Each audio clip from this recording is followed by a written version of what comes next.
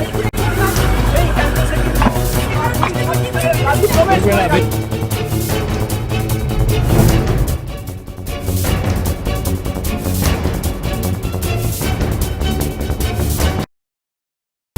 বন্দ্যোপাধ্যায়ের বিরুদ্ধে হাইকোর্টে ইডি। দিনভর টানটান উত্তেজনা, চলল নাটক এবং ভোটের আগে সরগরম রাজ্য রাজনীতি, চলল হাইকোর্টে অভিযোগ এবং পাল্টা অভিযোগ। আইপ্যাক এর কর্ণধার প্রতীক জৈনের বাড়িতে বৃহস্পতিবার ইডি হানা দেয়। এর কিছুক্ষণের মধ্যেই প্রতীক জৈনের বাড়িতে পৌঁছান মুখ্যমন্ত্রী মমতা বন্দ্যোপাধ্যায় এবং পুলিশ কমিশনার মনোজ ভার্মা, এবং এরপরেই সেখান থেকে ফাইল, ল্যাপটপ নিয়ে বেরিয়ে আসতে দেখা যায় মুখ্যমন্ত্রীকে। মুখ্যমন্ত্রী বক্তব্য যে তাদের প্রার্থী সমন্বিত হার্ড ডিস্ক নেওয়ার জন্যই এই অভিযান চালিয়েছে ইডি, এবং তার দাবি তিনি ইতিমধ্যেই তথ্য সম্বলিত সমস্ত হার্ড ডিস্ক সুরক্ষিত এবং সংগ্রহ করেছেন। আর এরপরেই ইডি তাদের প্রতিক্রিয়া জানায়। ইডির অভিযোগ যে সাংবিধানিক পদের অপব্যবহার করে তল্লাশির মধ্যেই নথি ছিনতাই করা হয়েছে। আইপ্যাক দপ্তরে মুখ্যমন্ত্রী মমতা বন্দ্যোপাধ্যায়ের অভিযান নিয়ে তাই কলকাতা হাইকোর্টের দৃষ্টি আকর্ষণ করল ইডি। শুক্রবার এই সংক্রান্ত শুনানি বিচারপতি শুভ্রা ঘোষের এজলাসে হতে পারে। আবার জানা গিয়েছে যে ইডির এই তল্লাশি অভিযান নিয়ে আদালতের দৃষ্টি আকর্ষণ করেছে প্রতীক জৈনের পরিবারও। তারা রাজনৈতিক প্রতিহিংসার অভিযোগ তুলেছে, যদিও এই আদালত মামলা দায়েরের অনুমতি এখনো দিয়েছে কিনা তা জানা যায়নি। তবে শুক্রবার বিচারপতি শুভ্রা ঘোষের বেঞ্চেই প্রতীক জৈনের পরিবারের বক্তব্য শোনা হতে পারে বলে মনে করা হচ্ছে। পাশাপাশি জানা গিয়েছে ইডির বিরুদ্ধে এফআইআর দায়ের করবে বিধাননগর পুলিশ। অপরদিকে পুরো ঘটনার নিন্দা করছে বিজেপি। মুখ্যমন্ত্রী মমতা বন্দ্যোপাধ্যায়ের বিরুদ্ধে হাইকোর্টে গিয়েছে ইডি। দিনভর চলল টানটান উত্তেজনা এবং চলল নাটক। ভোটের আগে সরগরম রাজ্য রাজনীতি, চলল হাইকোর্টে অভিযোগ এবং পাল্টা অভিযোগ। আইপ্যাকের কর্ণধার প্রতীক জৈনের বাড়িতে বৃহস্পতিবার ইডি হানা দেয় এবং এর কিছুক্ষণ পরেই তার বাড়িতে পৌঁছায় মুখ্যমন্ত্রী মমতা বন্দ্যোপাধ্যায় এবং পুলিশ কমিশনার মনোজ ভার্মা, এবং তারপর সেখান থেকে একগুচ্ছ নথি, ফাইল, ল্যাপটপ নিয়ে বেরিয়ে আসতে দেখা যায় মুখ্যমন্ত্রীকে। মুখ্যমন্ত্রীর বক্তব্য তাদের প্রার্থী সমন্বিত এই হার্ড ডিস্ক সেটি নেওয়ার জন্যই ইডি হানা দিয়েছিল। তার দাবি তিনি ইতিমধ্যেই সেই সম্মিলিত সমস্ত তথ্য হার্ড ডিস্ক সুরক্ষিতভাবে নিয়ে গেছেন। আর এরপরেই কিন্তু ইডি তাদের প্রতিক্রিয়া জানিয়েছে। ইডির অভিযোগ সাংবিধানিক পদের অপব্যবহার করেছেন মুখ্যমন্ত্রী, তল্লাশির মধ্যেই নথি ছিনতাই করেছেন তিনি। আইপ্যাক দপ্তরে মুখ্যমন্ত্রী মমতা বন্দ্যোপাধ্যায় অভিযান নিয়ে তাই তারা কলকাতা হাইকোর্টে দৃষ্টি আকর্ষণ করেছেন।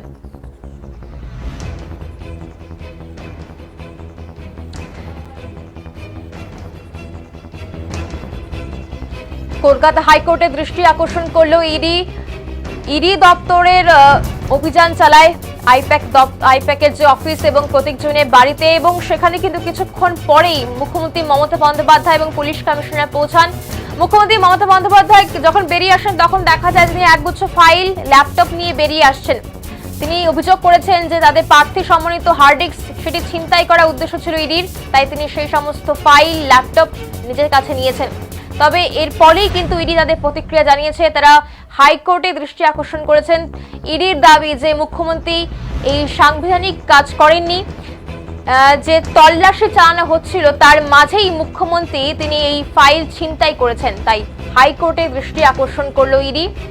তবে প্রতীক জৈনের পরিবারও কিন্তু এই হাইকোর্টে দৃষ্টি আকর্ষণ করেছে, এবং তারা রাজনৈতিকভাবে এই কাজ করেছে কিনা সেই বিষয়ে কিন্তু হাইকোর্টে তারা মামলা করবেন।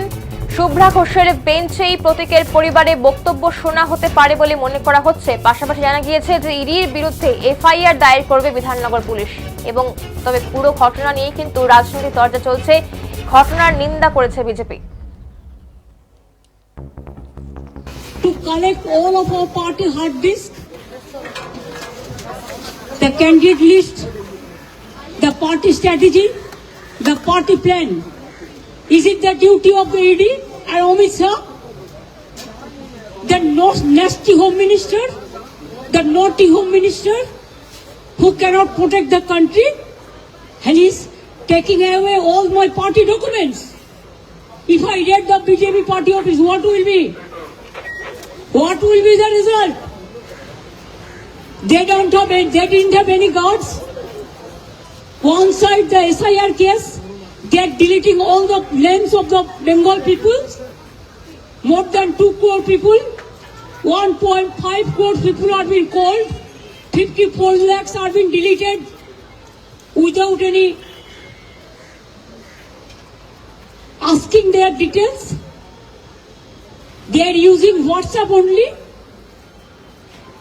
And because of election, they are collecting all my information of my party. देखो मैंने सब लेके आया. Because I rang up Pratik, because he is the in charge of my party. So my hard disks, see, phone, hard disk, all they are collecting, and they have already attacked my IT office also in sector 5. I am going there also. 2061 সালে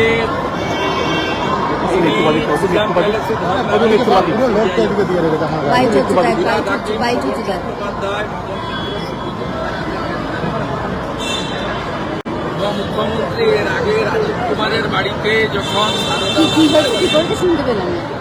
red হয় CBI, সেদিনে তিনি সিপিকে নিয়ে ধর্ণা দিয়েছিলেন কলকাতায়। স্বাভাবিকভাবে মুখ্যমন্ত্রী এই ধরনের কাজ সাংবিধানিক প্রতিষ্ঠানের সরাসরি কাজে হস্তক্ষেপ এবং তদন্তে বাধা দেয়। এটা একজন মুখ্যমন্ত্রী, তিনি শুধু রাজনৈতিক নেতা নেত্রী নন, প্রশাসনিক কর্তৃ। নিন্দা জানাই এবং ইডি নিশ্চয়ই তার ক্ষমতা বলে তারা তাদের মুখ্যমন্ত্রীর বিরুদ্ধেও ব্যবস্থা নেওয়া উচিত বলে আমার মনে হয়েছে। আইনের মধ্যে আইপ্যাক ভোটার লিস্ট থাকবে কেন? আইপ্যাক ভোটার লিস্ট আপনি তো ভোটার লিস্ট আছে বলছেন, ভোটার লিস্ট থাকবে কেন?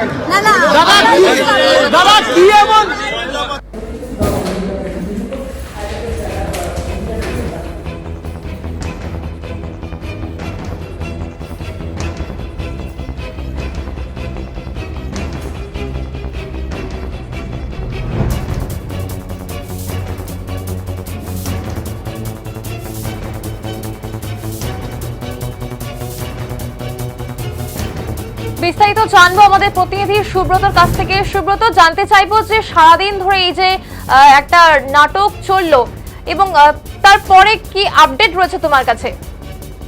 দেখো বিপর্যয়, বিষয়টা হচ্ছে ঠিক এইরকম যে 13 ঘন্টা ধরে আইপ্যাকের অফিসে তল্লাশি চালালো ইডি। বেরিয়ে বাইরে যে তৃণমূলের সমর্থকরা দাঁড়িয়েছিল সেক্টর 5-এ অফিসের বাইরে, তারা ইডির অফিসারদের গাড়ি ঘিরে বিক্ষোভ দেখালো। বিজেপির দালাল, গো ব্যাক, জয় বাংলা এসব স্লোগান শুনতে শুনতে ইডি অফিসারদের ফিরে যেতে হয়েছে। কিন্তু যেটি সূত্রের খবর জানিয়ে রাখি ডিজিটাল মিডিয়াকে, দর্শকদের, ইডি সূত্রে যেটি খবর, ইডি যে তথ্যের সন্ধানে সেখানে প্রবেশ করেছিল, তারা সকাল 6টায় বৃহস্পতিবার সকালে প্রবেশ করেনি, তারা রাত 3:30 সেখানে প্রবেশ করেছে এবং তাদের যা যা নথির প্রয়োজন ছিল তারা ডিজিটালি সেই নথি ট্রান্সফার নিয়ে নিয়েছে। তারা কেন বাধা দেয়নি মুখ্যমন্ত্রী মমতা বন্দ্যোপাধ্যায়কে কোনো ফাইল বা সেখান থেকে নিয়ে যেতে? কারণ তারা কোনো কিছু স্বীকার করবে না, ঠিক করেছিল। এই যে তিনি এগুলো যেগুলো নিয়ে গেছেন তার already documents ED by digital নিয়ে নিয়েছেন ট্রান্সফার। আগামীকাল আদালতে সেই প্রমাণই জমা দেবে ইডি এবং তারা এটা প্রমাণ করার চেষ্টা করবে তারা যে ডকুমেন্টস গুলো নিয়ে গেছে সেই একই ডকুমেন্টস মুখ্যমন্ত্রী জোর করে সেখান থেকে যে ফাইলগুলি ছিল এবং যেগুলো ভিজুয়ালি ছিল অর্থাৎ পেপার ছিল সেগুলো সে নিয়ে গেছে। এই জিনিসটিকে প্রমাণ করার জন্যই তারা কিন্তু মূলত তাকে ছেড়ে দিয়েছে, তাকে কোনো বাধা দেয়নি। এবং ইডি বলছে, এবং যেটি বক্তব্য, আইপ্যাকের হয়ে ইডি কোথায় কোথায় আইপ্যাকের কর্মীরা কোথায় কোথায় কিভাবে কাজ করছে সেই পুরো প্ল্যান তারা পেয়ে গেছে এবং এরপর আইপ্যাকের বিভিন্ন জায়গায় যে কর্মীরা কাজ করছে তাদের জিজ্ঞাসাবাদ শুরু হবে। আইপ্যাকের কর্পোরেট লাইসেন্স ইত্যাদি সবকিছু নিয়ে তারা তদন্ত শুরু করবে। প্রতীক জৈন এর পরবর্তী জিজ্ঞাসাবাদের জন্য তাদের বড় টার্গেট বলে ইডি সূত্রে জানা যাচ্ছে। অর্থাৎ আজকে দিনের শেষে এই যে দিনভর যে নাটক হলো তাতে মমতা বন্দ্যোপাধ্যায় তিনি ওখানে পৌঁছে গেলেন, রইলেন। মমতা বন্দ্যোপাধ্যায় অভিযোগ করেছেন, এফআইআর করেছেন যে চুরি করেছে ইডি, ইডিকে চোর বলা হয়েছে। ইডি পাশাপাশি কোর্টে চলে গেছেন এবং আগামীকাল সুব্রা ঘোষের এজলাসে যদি কেস ওঠে, হিয়ারিং হয়, সেক্ষেত্রে ইডি সাফিসিয়েন্ট ডকুমেন্ট দিয়ে জানাবে যে তারা ওখানে গেছিল কিসের সন্ধানে এবং তারা সেখানে কিসের সন্ধান পেয়েছে, কি মধু ভান্ডার তারা পেয়েছে তা কিন্তু তারা তুলে ধরবে। অর্থাৎ সময় এগোচ্ছে, নির্বাচনের দিন ঘোষণা হয়নি, কিন্তু তার আগে পুরোপুরি আজকের এই জায়গা থেকে বিজেপি এক মুখপাত্র জানাচ্ছে আজকের এই রেট এটাই বার্তা দিলেন অমিত শাহ, নো সেটিং, বিজেপির সঙ্গে তৃণমূলের কোনো সেটিং নেই, বাকিটা এজেন্সির মতো লড়াই করবে। অর্থাৎ সম্মুখ লড়াইয়ে এবার কিন্তু তৃণমূল বিজেপি উভয় পক্ষ পুরোপুরি এই ইস্যুকে কেন্দ্র করে, এসআইআর ব্যাকে চলে গেছে, এখন এটাকেই কেন্দ্র করে, আইপ্যাককে কেন্দ্র করে কিন্তু সম্মুখ পানে উভয় মুখোমুখি হবে। বিপাশা, ধন্যবাদ সুব্রত। আমরা সরাসরি কথা বলছিলাম আমাদের প্রতিনিধি সুব্রতর সঙ্গে। আপনাদের আরো একবার জানিয়ে রাখবো যে দিনভর এই টান উত্তেজনার পর যেখানে ইডি যেখানে আইপ্যাকের দপ্তরে হানা দেয়, তারপরে কিন্তু সেখানে মুখ্যমন্ত্রী মমতা বন্দ্যোপাধ্যায় সেখানে পৌঁছায় এবং তাকে দেখা যায় যে একগুচ্ছ ফাইল নথি নিয়ে তিনি বেরিয়ে আসেন। মুখ্যমন্ত্রী বলেছেন যে তাদের প্রার্থী সমন্বিত সমস্ত হার্ড ডিস্ক সেখানে রয়েছে এবং তা ছিনতাইয়ের চেষ্টা করেছিল ইডি, তাই তিনি সেগুলো নিজের কাছে সুরক্ষিত করে রেখেছেন। তবে এরপরে কিন্তু ইডি প্রতিক্রিয়া জানিয়েছে, তারা হাইকোর্টে দৃষ্টি আকর্ষণ করেছে। ইডির দাবি যে মুখ্যমন্ত্রী এই কাজ অসাংবিধানিক, কারণ তল্লাশি চালানোর সময় মুখ্যমন্ত্রী সেই সমস্ত নথি ছিনতাই করে নিয়েছেন।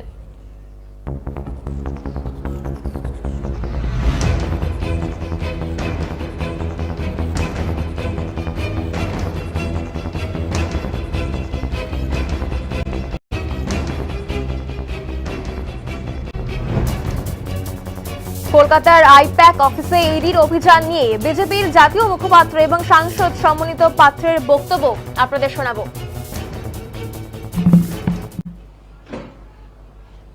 आप सभी को इस प्रेस कॉन्फ्रेंस में हार्दिक स्वागत है।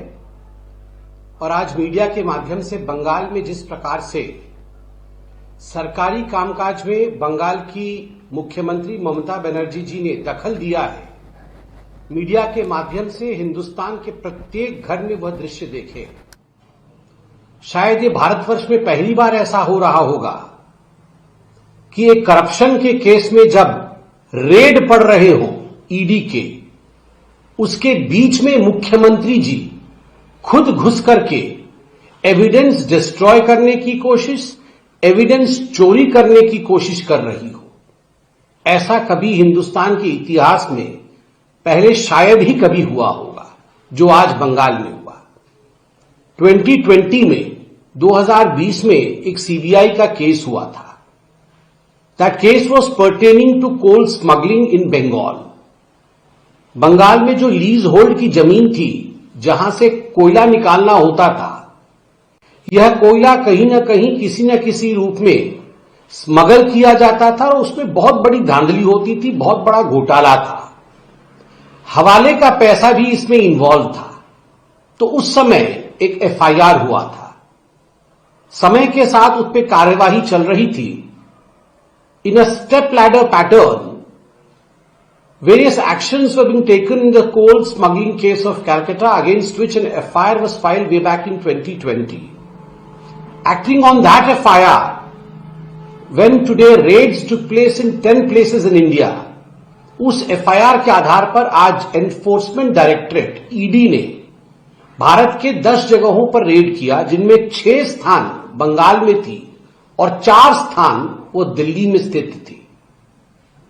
और मुख्यतः अनूप माझी नामक व्यक्ति जो कि इस कोल स्कैम में इन्वॉल्व है, उनके प्रमाइसेस, उनके ऑफिस इत्यादि में रेड हुआ। उस रेड में मालूम पड़ा कि एक हवाला का रैकेट भी इन्वॉल्व है और इसमें पीएमएलए का केस भी बनता है, prevention of money laundering act. जब ये हवाला के चेन को देखा गया कि किस किस माध्यम से हवाले के पैसे को आगे बढ़ाया जाता था, आगे भेजा जाता था, तो एक कंपनी सामने आई जिसका नाम है आईपैक, PAC। तो इस आईपैक कंपनी के प्रेमाइसेस में भी बंगाल में रेड हुआ। रेड जब चल रहा था उस समय उच्च पुलिस अधिकारी आए और उन्होंने आके ईडी के ऑफिसर्स से अपना वेरिफिकेशन मांगा, अपना आईडी मांगा, जो कि स्वाभाविक है कि ऑथेंटिक रेड हो रहा है कि नहीं हो रहा है, ये जानने के लिए होता है। ईडी के अधिकारियों ने, जो हमने मीडिया में देखा कि उन्होंने अपने आइडेंटिफिकेशन कार्ड इत्यादि सब दिखाया, जो ऑथेंटिक डॉक्यूमेंट्स थे रेड्स को परटेनिंग, कि रेड करने के लिए उनके पास डॉक्यूमेंट्स है, वह भी दिखाया। और उसके बाद पीसफुली रेड चल रहा था कि अचानक ममता बनर्जी बंगाल पुलिस के साथ वहां पहुंच गई आईपैक के ऑफिस में, और खुद सबको धक्का देते हुए आईपैक के ऑफिस के प्रांगण के अंदर जहां रेड चल रहा था वहां वो स्वयं घुसी, और उसके बाद वहां से फिजिकल डॉक्यूमेंट्स, कागज इत्यादि, इलेक्ट्रॉनिक एविडेंस जैसे पेन ड्राइव, लैपटॉप इत्यादि, और भी कई तरह के एविडेंसेस को उन्होंने अपने साथ ले लिया। आप जरा चिंता करके देखिए, शायद ऐसे वाकयात, ऐसा मैं कहूंगा दृश्य हिंदी फिल्म में भी आपने नहीं देखा होगा कि कहीं सीबीआई या ईडी की रेड चल रही हो और स्वयं मुख्यमंत्री वॉक्स इन, खुद मुख्यमंत्री अंदर आती है और आके एविडेंस लेके चली जाती है। प्रतीक जैन नामक व्यक्ति, जिसको आईपैक का सारा आइडिया है, जो आईपैक चलाता है, आईपैक के प्रीमाइसेस में रेड होता है और आईपैक के प्रतीक जैन जी के घर में रेड होता है, और दोनों ही जगह ममता बनर्जी व्यवधान करती है, इलेक्ट्रॉनिक और फिजिकल एविडेंस चुराती है और वहां से ले जाती है। बंगाल की पुलिस का इस्तेमाल करती है, प्रयोग करती है अपने मंशा को अंजाम देने के लिए। यह दिखाता है कि ममता हैज लॉट टू हाइड। ममता जी के पास ऐसे कई राज हैं जिनका वो खुलासा नहीं होने देना चाहती है। याद करिए, ममता बनर्जी जी के ही एक मंत्री, उनके कैबिनेट के ही कलीग, उनके ही एमएलए मदन मित्रा ने विगत वर्ष 2025 में कहा था कि ये पैक वाले, जो आई पैक को वो पैक वाला कहते थे, कि ये जो पैक वाले हैं ये बड़े भ्रष्ट हैं, यही हमें बर्बाद करके मानेंगे। खुद उनके नेताओं ने आईपैक वालों को भ्रष्ट कहा था, और जब आईपैक के दफ्तर पे और आईपैक के प्रतीक जैन के घर पे रेड होती है तो ममता बनर्जी एविडेंसेस को चुराने के लिए, साक्ष्य को चुराने के लिए खुद आ जाती है और दबंगई के साथ साक्ष्य चुरा के ले जाती है। यह अपने आप में मुझे लगता है बहुत ही शर्मनाक और बहुत ही दुखद विषय है। Is Bengal outside of the purview of the law in India? क्या बंगाल को ममता बनर्जी ने ऐसा बना दिया है कि वो भारत के कानून के बाहर कोई क्षेत्र है, जहां ममता बनर्जी कहती है घुसपैठियों के विरोध में कोई कानून नहीं लागू होना चाहिए, जहां ममता जी कहती है एसआईआर लागू नहीं होना चाहिए, जहां ममता जी कहती है कि मैं बीएसएफ को बॉर्डर फेंसिंग के लिए जमीन नहीं दूंगी, जहां ममता जी कहती है ईडी का रेड नहीं होना चाहिए, और ईडी का रेड होता है तो स्वयं ममता बनर्जी ईडी के ऑफिसर्स को धमकाने के लिए वहां पहुंच जाती है। Is Bengal cut off from India? क्या बंगाल को भारत से काटने की कोशिश ममता बनर्जी कर रही है? यह सवाल बहुत जायज है, और आज प्रत्येक बंगाली को, प्रत्येक हिंदुस्तानी को यह सोचना चाहिए कि आखिरकार ये जो माफिया राज चल रहा है, ये जो दबंगई का राज चल रहा है बंगाल के अंदर, जहां भ्रष्टाचार को बचाने के लिए स्वयं मुख्यमंत्री उतर के आ रही है, ये कब तक चलेगा? जनता है, जनार्दन है, सब समझती है, और जनता के मन में, जनता के मानस पटल पर भ्रष्टाचार के लिए कोई भी ममत्व नहीं है। The public does not have any sympathy for corruption and the ones those who support corruption. So we are absolutely sure that in the days to come, the people of Bengal will resort to democratic means to answer to the anarchy of Mamata Banerjee. हम पूरी तरह से इस बात से वाकिफ हैं कि आने वाले दिनों में लोकतांत्रिक तरीके से बंगाल की जनता ममता बनर्जी का ये जो अराजक तरीका है राज करने का, उसके खिलाफ उठकर खड़ी होगी और ममता जी के खिलाफ जवाब भी देगी। धन्यवाद।